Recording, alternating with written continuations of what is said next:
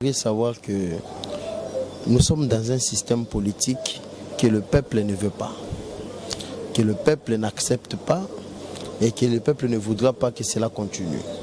Le pouvoir actuel il défie par concurrence, il défie la population, il défie la volonté populaire. Nous cessons de le dire, notre pays est pris en otage. Il y a un système politique qui vient de l'étranger aujourd'hui qui prend en otage toute la population. Et ce système exploite le Congo d'une manière où le maintenir dans la situation de crise que nous connaissons et que nous avons toujours connu, cette situation que nous nous retrouvons aujourd'hui. C'est ça le fait déplorable. Alors nous luttons, nous de l'opposition au sein du MLC, pour lever cet équivoque. Nous voulons que le pouvoir revienne réellement à la population. Et je profite aussi pour dire, pour lancer un message à tous les Congolais. Je pense que tous les Congolais là où il doit avoir honte dans sa conscience. De dire qu'il appartient à une nation qui ne respecte pas ses valeurs, mais il accepte quand même. D'abord, d'entrée des jeux, j'aimerais dire aussi, nous sommes le seul pays au monde où l'État ne reconnaît pas ses compatriotes. Nous, les Congolais, juridiquement, nous n'existons pas. Nous, les Congolais, nous ressemblons à une espèce de communauté à qui on a donné des terres qu'on appelle la République démocratique du Congo. Mais en réalité, rien ne prouve que nous sommes Congolais. Même vous, journalistes, vous ne pouvez pas me prouver que vous êtes Congolais. Puisque d'abord, le Congolais est sans identité. Il n'est pas identifié par son État, donc il n'est pas reconnu par son État, donc le Congolais n'existe pas plutôt. Vous voyez déjà, c'est grave. On comprend que nous sommes face à un État furtif qui n'existait pas en réalité sur le plan du droit. Donc le Congo a un mal profond. Nous devons commencer d'abord par définir qui est Congolais et qui ne l'est pas. Vous comprenez? Tout ce que nous voyons ici n'est que de la poudre aux yeux, comme je l'ai dit, c'est une sorte de mascarade en fait. La vraie raison d'être, la rationalité de nos lois n'est pas respectée. Nous voulons voir dans ces pays d'abord le respect du principe du suffrage universel. Ça c'est l'intendard, ça c'est le fondamental. Puisque le vrai détenteur du pouvoir c'est le peuple. Quand le peuple n'a pas le pouvoir et qu'il subit un pouvoir qui lui est imposé, il y aura que l'anarchie et il y aura que les intérêts qui vont dans le sens des personnes qui tirent des ficelles. J'aimerais que cet aspect puisse être bien compris. Quant à la question que vous venez de le poser de la dissolution, c'est comme j'ai dit, nous sommes dans un mal aujourd'hui qui devient profond, qui s'accentue. Comme conséquence, nous avons une forte crise. Et la configuration politique aujourd'hui, avec le pouvoir institutionnel que nous avons, ne donne pas de marge de manœuvre au président de la République pour promettre une dissolution du Parlement. D'autant plus que nous savons que l'action en dissolution est l'œuvre du Premier ministre. Et il faut voir la configuration institutionnelle telle que nous la trouvons aujourd'hui.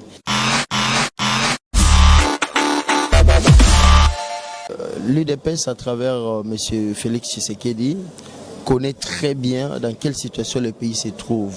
Mais il a accepté de concocter, de comploter ou de s'associer avec le mal du Congo, que nous taxons même de diable, puisqu'on ne peut pas comprendre que le fils de ce pays ait détruit le pays jusqu'à ce niveau. Mais il a quand même accepté de jeter la population à la gueule du loup. Ça, c'est une haute trahison que nous ne pardonnerons pas. Aujourd'hui, le peuple attendait beaucoup de ce nouveau pouvoir, d'ailleurs qui est fantaisiste, d'ailleurs qui ne correspond pas à tous les principes constitutionnels que je viens d'évoquer tout à l'heure, mais un pouvoir au moins qui peut incarner de l'espoir. Au lieu de voir tout ça, nous constatons qu'il y a une complicité pour tenir le pays dans l'état de crise que nous avons toujours connu. Et cette crise, c'est fait aujourd'hui par l'entremise de l'UDPS, qui est une situation de confusion. On ne pouvait jamais imaginer. Il faut dire des choses clairement. Le pays a été trahi. Le pays est trahi aujourd'hui par la position qu'a pris l'UDPS. Et aujourd'hui, c'est très difficile, puisque vous voyez la misère qui continue à s'accentuer, de trouver des moyens de sortir. Alors que je peux profiter aussi de l'occasion, faire des propositions à cette famille qui est l'UDPS de comprendre que tant qu'il a encore le peu de crédit qui lui reste, il doit se tourner vers la population et chercher d'abord à rompre ces mariages diaboliques qui, aujourd'hui, même leurs propres partenaires disent clairement qu'à défaut d'obéir, nous allons paralyser le pays. Vous savez, quand vous avez des dirigeants qui ont le contrôle du pouvoir d'un État et que ces mêmes dirigeants-là promettent le chaos dans le pays où ils ont le pouvoir, nous sommes dans un grand danger. Le danger est permanent. À tout moment, tout peut éclater. À travers cette émission, les gens comprendront réellement que le pays va mal et le pays est dans une mauvaise posture. Le pays est dans une mauvaise posture, mais Félix Tshisekedi, le président de la République, a parlé également de l'année Action en 2020. Est-ce que vous croyez que cela va être une année réellement Action ou une année de frustration ou de crise? Félix, le président a été nommé. Vous comprenez? C'est-à-dire que son pouvoir n'incarne à rien la volonté de la population. Et il ne peut pas promettre du moment où il sait qu'il ne réalisera pas, mon frère. On nous a parlé d'un informateur avec beaucoup de virulence. Cet informateur-là n'est jamais arrivé.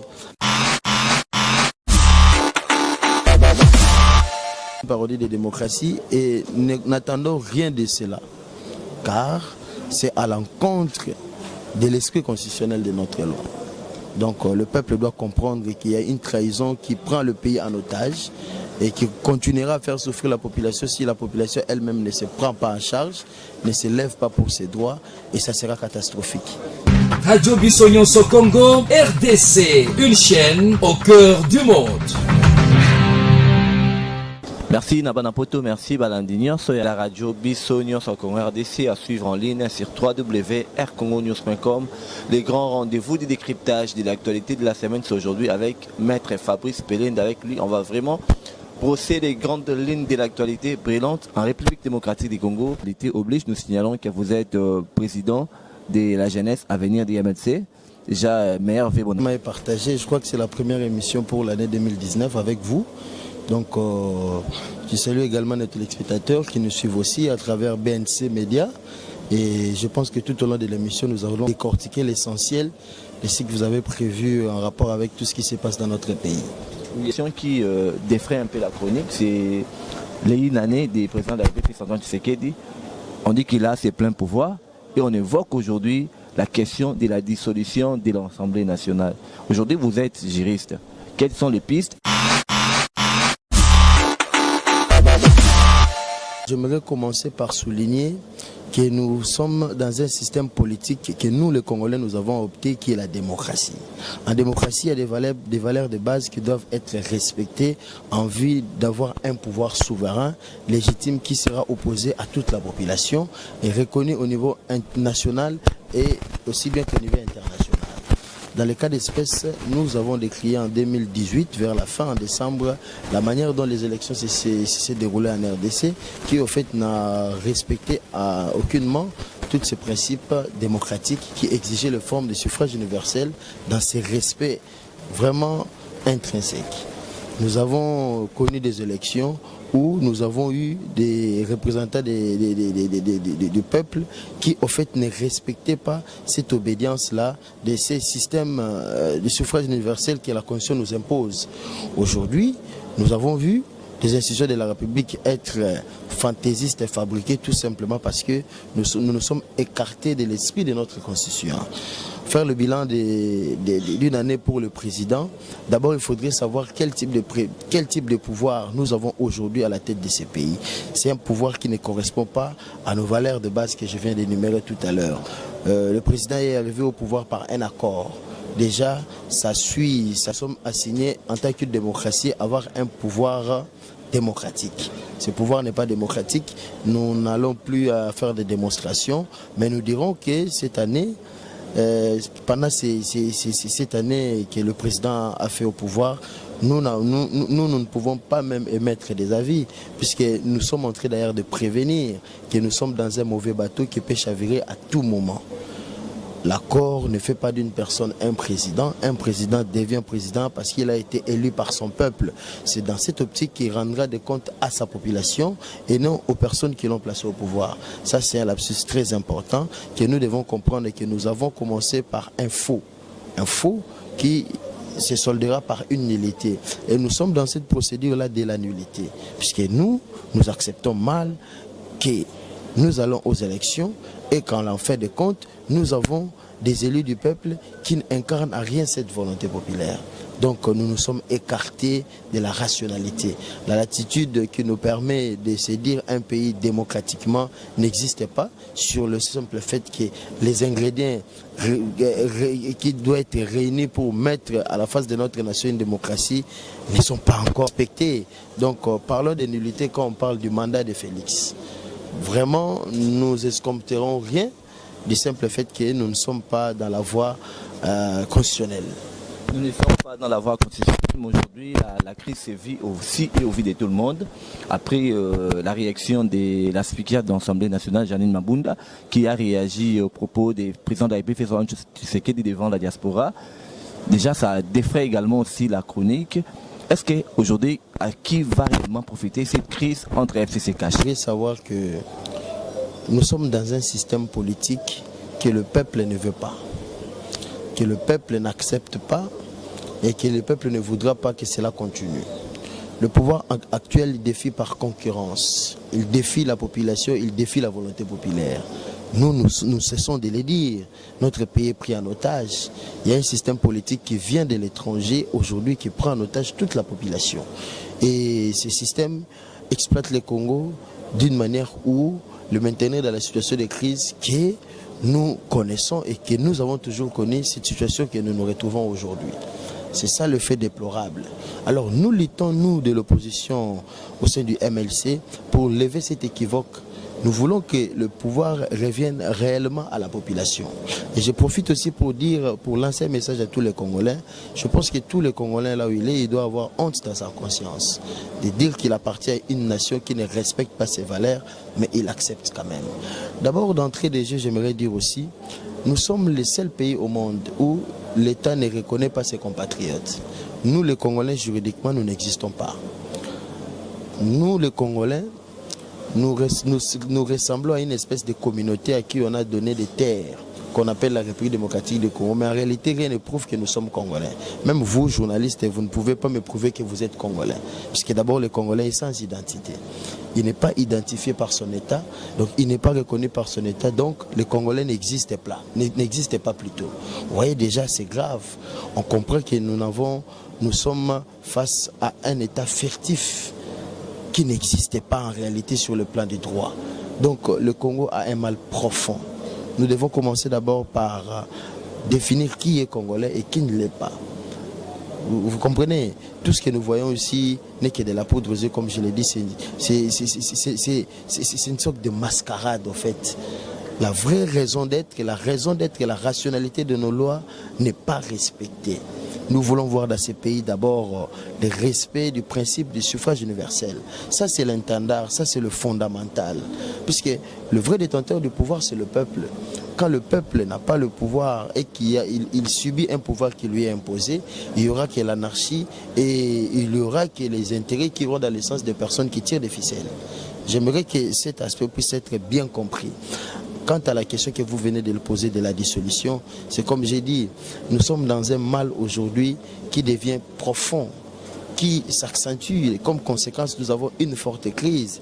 Et la configuration politique aujourd'hui, avec le pouvoir institutionnel que nous avons, ne donne pas de marge de manœuvre au président de la République pour promettre une dissolution du Parlement. D'autant plus que nous savons que l'action en dissolution est l'œuvre du Premier ministre. Et il faut voir la configuration institutionnelle telle que nous la trouvons aujourd'hui. Aujourd'hui, vous avez les chambres des parlements qui sont contrôlées par le FCC.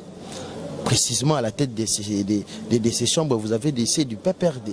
Vous comprendrez que déjà, il y aura un blocage dans cette machine qui pourrait nous amener à une quelconque dissolution, d'ailleurs qui ne se fera jamais.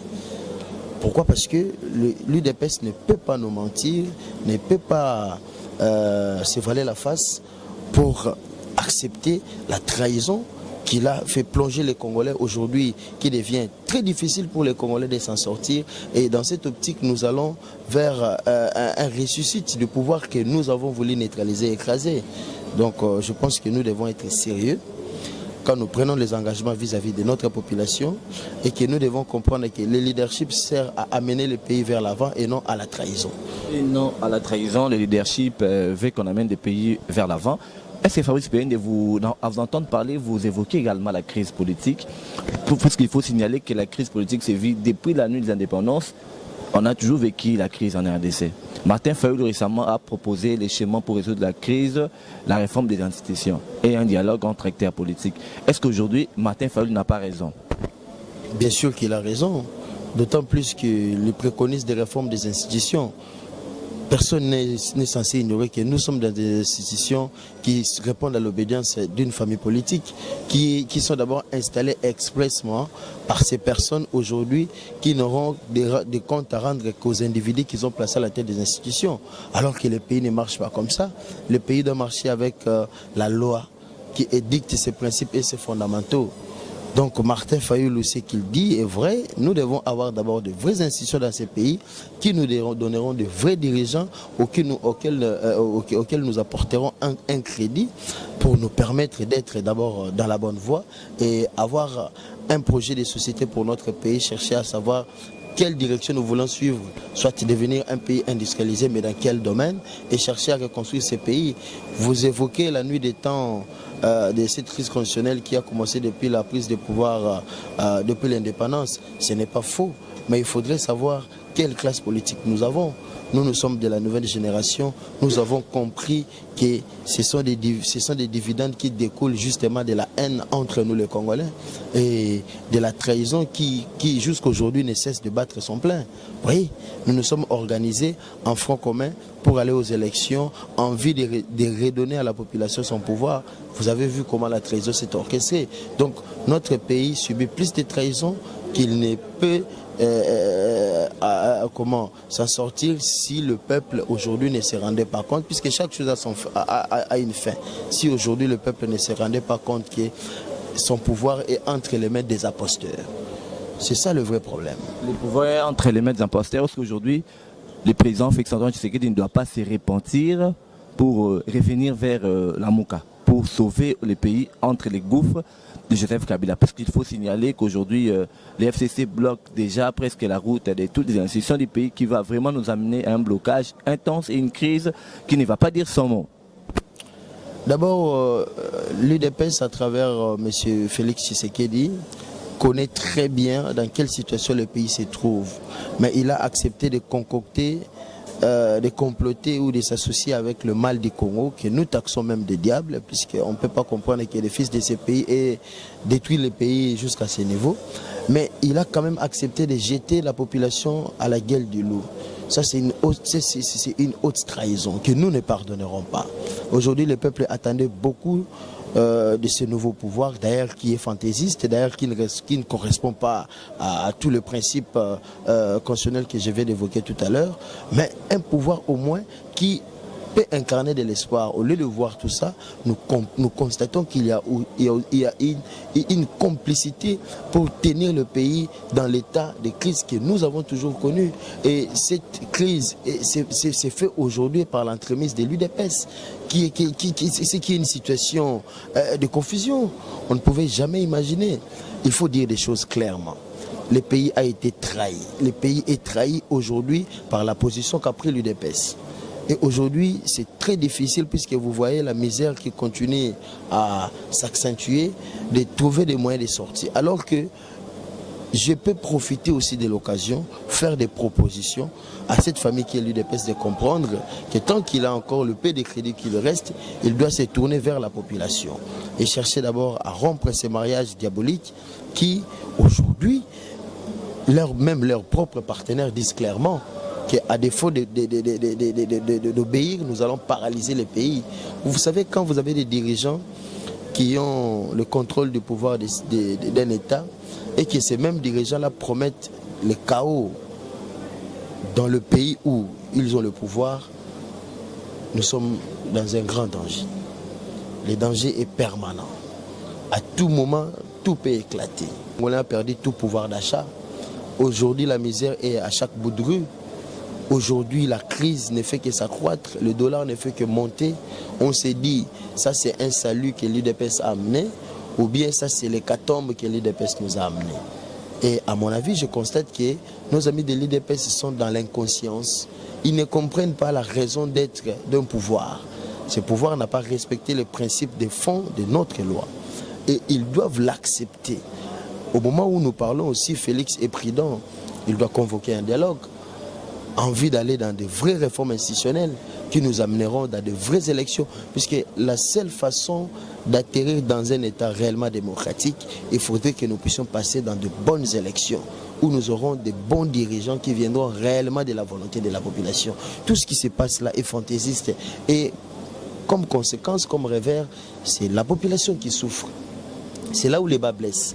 On va entendre parler, même la dissolution de l'Assemblée nationale n'est pas une solution. Il faut la réorganisation des élections de manière générale et complète. Mais la dissolution pourrait être une solution, mais il doit avoir des marges de manœuvre, il doit avoir cité de le faire. Je viens de vous démontrer tout à l'heure, oui, le président en dissolution n'est qu'un arbitre en quelque sorte. L'action en dissolution est l'œuvre du Premier ministre qui doit solliciter auprès du président. D'ailleurs, la formule, les gens le disent maintenant couramment, c'est en cas de crise persistante entre le gouvernement et les chambres du Parlement. Mais qui sont à la tête du gouvernement? Qui sont à la tête des chambres du Parlement? C'est la famille politique du FCC. Est-ce que vous pouvez imaginer ces scénarios-là plausibles de voir M. Ilou Kamba aller chez le président solliciter une dissolution du Parlement? C'est fantaisiste et ça ne se fera jamais. Et même nos amis de l'UDPS, ils ont des juristes et ils le savent aussi quelle est la procédure en dissolution. Donc ils ne viennent pas nous tromper. Ils ont enfoncé le pays dans le mal absolu. Aujourd'hui, au lieu d'avancer, nous avons suffisamment reculé. Et ça, ce n'est pas bon. Et dans tous, le grand danger qui pèse, c'est que la population croupit et continuera à croupir dans la misère. Nous aurons, où il nous reste 4 ans d'année ici, nous verrons notre population dans une misère totale. Voilà, aujourd'hui, il y a certains ministères qui prennent en otage d'autres ministères. Il y a certains ministres qui font exprès de ne pas faire avancer les choses. Le président n'a pas de marge de manœuvre. Il doit se repentir, comme j'ai dit. Il doit s'excuser face à la population, demander à notre peuple pardon et chercher à approcher cette population et à trouver de vraies solutions avec la population. Puisque la population peut encore écouter avant que ça ne soit tard. Puisque nous sommes en train de conscientiser et dire que le pouvoir du peuple a été confisqué par ceux du FCC en complicité avec ceux du cash qui ont complété pour donner un accord que le peuple ne comprend pas. Et aujourd'hui, voilà comment la misère devient à outrance, mon cher ami.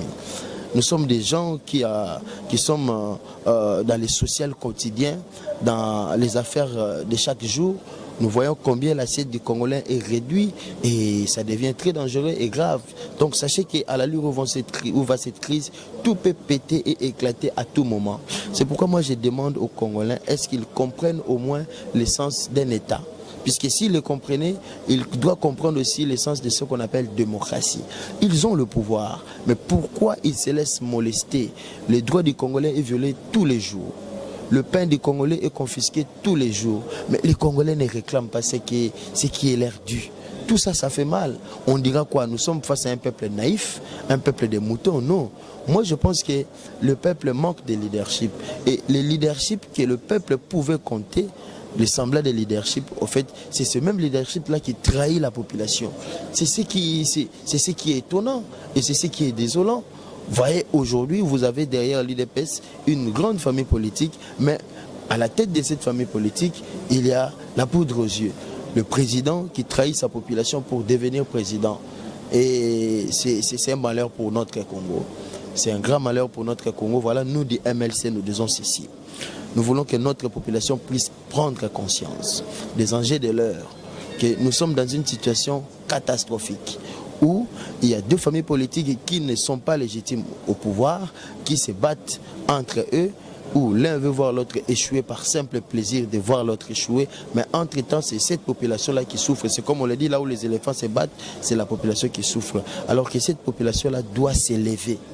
Cette population-là doit crier haut et fort, comme nous le faisons, en vue que nous puissions changer des choses. Et vous allez me poser la question, comment le faire? Il y a un leadership qui le fait. Martin Fayulu le dit clairement. Il faut faire ce que le peuple réclame. Il faut donner au peuple ce qu'il veut manger, c'est-à-dire des bonnes élections. Au moins, à ce moment-là, les personnes qui seront élues rendront de compte à la population et non aux personnes qui les nomment. Aujourd'hui, vous avez dans l'armée des militaires qui font 10 ans, 15 ans dans un poste de commandement. Ça n'existe pas dans la police. Vous avez un OPJ qui fait 10 ans dans un commissariat. C'est pour dire que nous avons des autorités au sein de notre État qui font exprès de maintenir le pays dans la situation que nous connaissons et qui cherchent à le maintenir pour un temps que le peuple ne saura pas supporter. Donc nous devons passer à notre population. Je pense qu'à travers cette émission, les gens comprendront réellement que le pays va mal et le pays est dans une mauvaise posture. Le pays est dans une mauvaise posture, mais Félix Tshisekedi, le président de la République, a parlé également de l'année Action en 2020. Est-ce que vous croyez que cela va être une année réellement Action ou une année de frustration ou de crise? Félix, le président a été nommé. Vous comprenez? C'est-à-dire que son pouvoir n'incarne à rien la volonté de la population. Et il ne peut pas promettre du moment où il sait qu'il ne réalisera pas, mon frère. On nous a parlé d'un informateur avec beaucoup de virulence. Cet informateur-là n'est jamais arrivé. On nous a parlé de déboulonnage. D'abord, c'était des mots forts aussi. Mais qui a été déboulonné? Au contraire, pendant les 1 an que vous me posez la question, vous voyez l'expoliation des millions et des millions de dollars. Et aujourd'hui, on nous parle de soi-disant dissolution. Mais ça ne viendra jamais. C'est-à-dire que ce sont des discours fanatiques, populistes pour endormir la population. Mais nous demandons aussi à cette population de ne pas être naïve, de se réveiller. Quand une personne ne prend pas le pouvoir dans la voie légale, il ne peut produire que des mensonges, il ne peut produire que des promesses fallacieuses, chambolantes, qui ne pourra jamais aboutir. Donc le peuple doit prendre conscience de cette astuce. C'est pourquoi nous avons évoqué les axes éco-etibono, le bon sens de nos lois, la raison d'être de notre constitution. Si cela est compris par la majorité de la population ne se laissera pas insulter comme nous le voyons aujourd'hui. Mais aujourd'hui, vous n'appréciez pas les sautes-moutons, la gratuité de l'enseignement. Apparemment, vous ne voyez pas les avancées significatives que fait Fachi aujourd'hui. Mais vous savez, cette histoire des sautes-moutons, c'est comme je l'ai dit, ça c'est tester la résistance des Congolais. Les sauts de moutons étaient censés finir en décembre 2019. Et si vous constatez bien, il y a un certain point où on n'est même pas à 20% des travaux. Le plus avancé aujourd'hui est à 50%. Mais une année écoulée, donc nous aurons encore une année de plus pour attendre. Ça, c'est du fantaisisme. Ça, c'est comme j'ai dit, tester la résistance des Congolais. Et les Congolais sont testés à tout bout du champ, mais on comprend que c'est un peuple faible. Or, on devait s'élever. Les gens souffrent pour cette histoire de sauts de moutons. Les gens meurent. Si vous êtes malade, vous êtes coincé dans l'embouteillage, vous ne pouvez rien faire d'autre. L'enseignement est un acquis social très important. Il ne faut pas être un populiste. Nous voulons tous la gratuité de l'enseignement, mais avec des fondements vraiment solides, qui pourront garantir aussi cet enseignement. Puisque la gratuité de l'enseignement ne peut pas se reposer sur des promesses précaires ou sur base de la volonté d'une personne, au lieu que ça soit institutionnalisé et pris en charge institutionnellement. Aujourd'hui, nous avons l'impression comme si cette gratuité après Félix n'existera pas. Et ça donne cette impression-là. Ça, c'est un grand danger. Aujourd'hui, Fabrice Pelende, on parle également de la guerre à l'Est. Vous êtes un analyste vraiment très aguerri et très pointilliste. Aujourd'hui, quelle solution préconisez-vous pour mettre fin à la guerre de l'Est? La guerre de l'Est est une guerre par procuration. C'est-à-dire, le Congo est attaqué par ses voisins, mais à travers des personnes qui se disent tantôt des fois congolais ou des groupes armés qui ne s'identifient pas aussi clairement. Donc c'est une guerre par procuration, c'est une guerre qui vient de loin. Vous savez, au moment où je vous parle, les Congolais sont divisés. Et pendant que nous sommes divisés, il y a certains multinationaux qui tirent des ficelles avec des pays étrangers, nos voisins, pour venir voler nos richesses. C'est ce qui se passe aujourd'hui au Congo. Et ils ne peuvent pas venir négocier avec un gouvernement régulier qui n'est pas stable, qui n'a même pas la légitimité, qui n'a même pas la souveraineté. Donc ils préfèrent, pour gagner plus, concocter avec des groupes rebelles, passer par les Rwandais, passer par les Ougandais, les Burundais, en vue de faire des bénéfices, parce que le Congolais n'est pas organisé. La guerre de l'Est, comme je l'ai dit, est une guerre par procuration qui demande aux Congolais d'être unis tout simplement. Je vais vous dire une chose. Les jours où les Congolais seront unis, les jours où les Congolais seront entre eux, les Congolais, les jours où les Congolais parleront un seul langage, il n'y aura plus de crise, il n'y aura plus de guerre à l'Est. Pourquoi? Parce que tout simplement, la complicité qui se vit à l'Est s'est faite avec nos dirigeants qui sont à la tête de nos institutions. Il n'y a aucun pouvoir, il n'y a aucune personne à la tête de nos institutions qui n'a pas de compte à rendre avec des Rwandais. Et ça, c'est grave. Vous écoutez le président de la République dire clairement que les Banyamulenge sont les Rwandais. Mais ça, c'est dérouter aussi l'histoire. L'histoire nous renseigne que le peuple d'abord au Banyamulenge n'existait pas.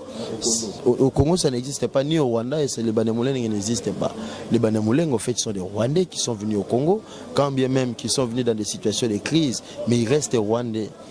Et ceux qui veulent devenir Congolais ont la procédure à suivre en faisant référence à la loi de la nationalité. Et le terme Banyamulenge vient d'une montagne qui est au Congo, la montagne Mulenge, tout le monde connaît ça. Banyamulenge, en fait, veut dire Banaya Mulenge, donc les enfants qui habitent les contrées de Mulenge. Ce n'est pas une tribu, en fait, c'est une appellation d'une population qui a fui leur pays d'origine vers un autre pays, qui a pris cette appellation d'une montagne. Donc, il n'a rien à voir avec le Congo. Puisqu'on peut être centrafricain, congolais de Brazza, angolais. Si on respecte notre loi sur la nationalité, on devient congolais. Mais on ne peut pas se prévaloir dire être congolais des droits tribales. Non, ça c'est faux et archi faux. Et les juristes les savent, on peut les démontrer. En 1960, les Belges n'ont pas laissé une tribu qu'on appelle les Banyamulenge au Congo. Oui, mais aujourd'hui nous constatons qu'il y a une infiltration rwandaise grave en République démocratique du Congo. Mais comment mettre fin à cette infiltration rwandaise et comment régler les problèmes de la nationalité congolaise? Le pouvoir qui a chassé Mobutu, c'est le même pouvoir qui occupe le Congo. Que ne nous voilons pas la face, nous avons des autorités supérieures dans notre armée qui sont précisément des Rwandais. Pourquoi cela persiste? Parce qu'ils ont occupé les pays en libérant les pays et militairement ils sont installés au pays. Ce qui doit être fait, c'est l'effort que les Congolais doivent se mettre ensemble entre eux, opter d'abord pour un système crédible qu'on appelle la démocratie pour nous sortir de ces marasmes politiques, puisque si on résolvait les problèmes sur le plan politique, sur le plan militaire, ce sera très facile. La politique influe surtout sur le droit, sur l'armée. Il faut qu'il y ait des dirigeants qui viennent de la population, qui n'auront pas de comptes à rendre avec le Rwanda. Tant que nous aurons un pouvoir qui aura des comptes à rendre avec le Rwanda, eh bien, le Rwanda tirera toujours les ficelles. Aujourd'hui, Kagame est l'homme fort de la sous-région. Pourquoi? Parce qu'il a placé à la tête de ces pays des personnes que lui-même a voulu et ces personnes ne peuvent répondre qu'à son obédience. Alors que si le pouvoir venait de la population, fini pour Kagame, fini pour ses pouvoirs fantaisistes. Donc la solution est simpliste. Battons-nous pour que nous puissions avoir de vraies élections et ça amènera notre pays dans la vraie rationalité, une latitude qui permettra aux Congolais de se dire vraiment nationalistes et d'opter pour un bon développement. Un bon développement est nul. Pour un bon développement, des gens s'approchent vers la fin de notre émission. Aujourd'hui, on a constaté une avancée très significative également de la diplomatie congolaise avec Fachi. Il a presque sillonné presque tous les grandes puissances du monde. Récemment, il était chez Pape, il était à Londres également. Est-ce qu'aujourd'hui, on peut dire qu'avec toute cette diplomatie que joue Fachi, il y aura une très bonne lancée sur le plan des relations internationales de la RDC? D'abord, une bonne diplomatie d'un État se vit à travers le ministère des Affaires étrangères, à travers la coopération qu'il a vis-à-vis des organisations et des instances internationales, vis-à-vis des pays partenaires et autres. Ce n'est pas le cas au Congo. Le fait que le président sillonne le monde ne garantit en rien les social des Congolais. La preuve, nous avons une année de voyage. Qu'est-ce que le Congolais voit? Rien du tout. Au moment où je vous parle, les Congolais souffrent encore plus que pendant les temps où même c'est du FCC gérait en totalité le pays. Et qu'est-ce que nous aurons à dire à notre population? Que le peuple accepte ce qui est inacceptable, c'est pourquoi il souffre. Donc ne nous amenez pas dans des chambolages, dans du fanatisme, dans des paroles justement bonnes à dire, et alors que dans le fond, il n'y a rien. C'est que nous aimerions que notre population puisse comprendre et que nous avons un pouvoir aujourd'hui qui a trahi la population. Et le peuple doit savoir cela. Ce pouvoir a trahi la population. Pourquoi? Parce que ce pouvoir a confisqué le pouvoir du peuple. Et le peuple aujourd'hui souffrira pendant tant que ce pouvoir-là ne sera pas dirigé par des personnes qu'il lui a données. Donc vous deviez comprendre et vous devrez comprendre cela, que le pays est dans une trahison qui a commencé par une occupation et cette situation est pire qu'avant les élections et il continuera à être pire si nous ne nous prenons pas en charge. Oui, Fabrice Pelende, déjà pour commencer la toute dernière question, les FCC se formalisent pour devenir une plateforme politique. en préparant également les retours politiques de Joseph Kabila pour récupérer les pouvoirs en 2023. Où serions-nous? Est-ce que les Félix Tshisekedi, parce qu'on voit qu'on lui met tous les bâtons devant la roue pour lui amener à un fiasco total aussi et au vu de tout le monde. Comment empêcher cela? Le retour de Joseph Kabila en 2023 ne peut pas nous déranger ou ne peut pas déranger la population si tout simplement nous nous conformons à un arbitrage neutre qui viendra des institutions d'appui à la démocratie. Puisque nous devons être clairs et cohérents. Si l'arbitrage est neutre, vous pensez que Kabila peut être réélu dans ces pays? Partant de ces faits-là, nous n'avons rien à craindre, qu'il soit éligible ou pas. Ils nous ont montré à suffisance qu'ils nous ont amené un pouvoir de prédaction. Et le peuple doit tirer des conséquences. Il ne faut pas avoir peur de dire que Kabila reviendra ou pas. Il est libre, nous sommes une démocratie. Mais nous devons comprendre que dans notre démocratie, nous devons choisir qui nous diriger. C'est ça le vrai problème. Et pour que cela soit fonctionnel, il faudrait que nos institutions d'appui à la démocratie, la CENI, je cite, la Cour constitutionnelle, soient réellement crédibles, nous produisent des résultats réellement légitimes. En ce moment-là, ces dirigeants-là auront des comptes à rendre rien qu'avec la population. Et dans cette optique, le pays sera dans les rails. Parodie de démocratie et n'attendons rien de cela, car c'est à l'encontre de l'esprit constitutionnel de notre loi. Donc le peuple doit comprendre qu'il y a une trahison qui prend le pays en otage et qui continuera à faire souffrir la population si la population elle-même ne se prend pas en charge, ne se lève pas pour ses droits, et ça sera catastrophique. Merci beaucoup Fabrice Payne de Sétain. Merci beaucoup Fabrice Payne de Sétain. Un réel plaisir que vous répondez à nos préoccupations.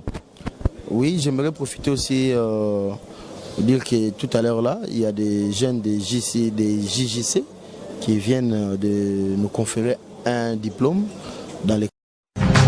Radio Bissonyonso Congo, RDC, une chaîne au cœur du monde. Vous êtes sur la radio Bissonyonso Congo RDC. Oui, tapez www.radiocongonews.com, accédez dans notre site et avoir toutes nos informations. Soyez le mieux informés dans le monde.